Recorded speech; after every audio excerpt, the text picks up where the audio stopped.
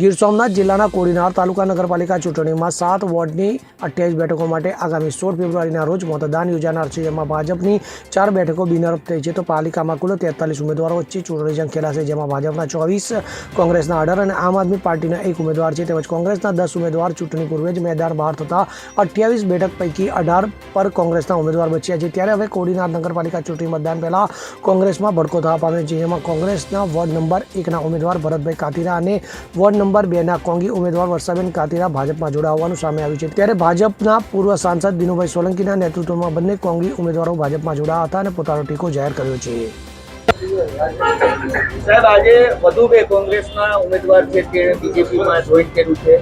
કુલ કેટલી બેઠક છે, કેટલી બેઠક બિનહરીફ થઈ છે અને હવે કેટલી બેઠક ઉપર ચૂંટણી થવાની છે? નરેન્દ્રભાઈ મોદીનો જે આ વિકાસનો યજ્ઞ જે એમણે ચાલુ કર્યો છે, 2047માં જ્યારે ભારત દેશ એની આઝાદીની શતાબ્દી ઉજવવા જઈ રહ્યું છે, ત્યારે વિકસિત ભારતના સંકલ્પ સાથે નરેન્દ્રભાઈના સેવા યજ્ઞમાં આખા દેશમાં લોકો જોડાયા છે. ત્યારે એના ભાગરૂપે આજે કોંગ્રેસમાંથી પણ અમારા બે મિત્રો ભરતભાઈ અને વર્ષાબેન વોર્ડ નંબર 1 અને વોર્ડ 2ના કોંગ્રેસના ઉમેદવારો ભારતીય જનતા પાર્ટીની વિકાસની યાત્રામાં જોડાયા છે. તે માટે બંનેને હું પાર્ટી તરફથી આ પરિવારમાં આવકારું છું. કુલ 7 વોર્ડની 28 બેઠક છે, એમાંથી 4 બેઠક ઓલરેડી બિનહરીફ જાહેર થઈ ચૂકી છે. બીજી 5 બેઠક એમાં ઉમેદવારો એમની પાસે નહોતા, એટલે 5 બેઠક પણ આપણે એવું કહી શકીએ કે ભારતીય જનતા પાર્ટીના કબજામાં આવેલી છે. અને હવે એ ઉપરાંત 2 મિત્રો પણ કોંગ્રેસના જોડાયા છે, એટલે 5 ને 2 7 અને 7 ને 4 11, કુલ 11 બેઠકો ભારતીય જનતા પાર્ટીના પરિવારમાં ખોળામાં આવી ગઈ છે. મતદાન થશે, કેટલી બેઠકો આ વખતે બીજેપી જીતશે? આ વખતે બેઠકો જીતવાનો તો પ્રશ્ન એટલે નથી રહેતો. આ વખતે દિલ્હીની જે હમણાં વિધાનસભાની ચૂંટણી થઈ એમાં જે કોંગ્રેસે એક રેકોર્ડ કર્યો છે, એ રેકોર્ડ એ છે કે કોંગ્રેસને લગાતાર 3જી વખત 0 સીટો મળી છે. એ રેકોર્ડ તો અહીંયા કોડીનારમાં પણ થવા જઈ રહ્યો છે, પરંતુ એક રેકોર્ડ જે કોંગ્રેસે દિલ્હીમાં કર્યો છે કે 70 માંથી 67 સીટો એમણે ડિપોઝિટ ગુમાવી છે. એ રેકોર્ડને આ વખતે કોડીનાર નગરપાલિકાની ચૂંટણીમાં આદરણીય દિનુભાઈ અને સમગ્ર ભારતીય જનતા પાર્ટીના આગેવાનોના નેતૃત્વમાં અમે તોડવા જઈ રહ્યા છે.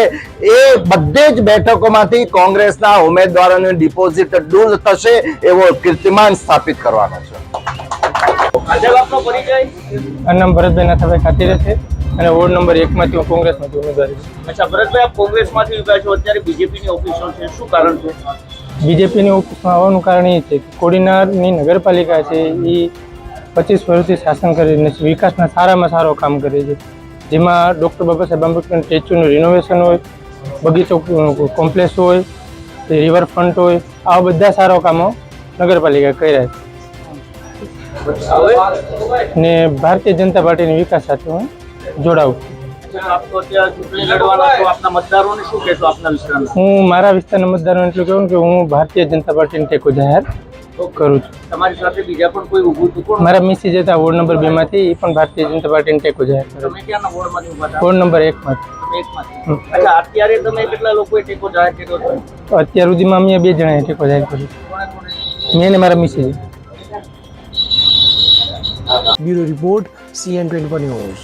હવે જુઓ દેશ દુનિયાની તમામ ખબરો તમારી આંગળીના ટેરવે. ઉઠાવો મોબાઈલ અને Google Play Store પરથી ડાઉનલોડ કરો અમારી CN24 ન્યૂઝ મોબાઈલ એપ.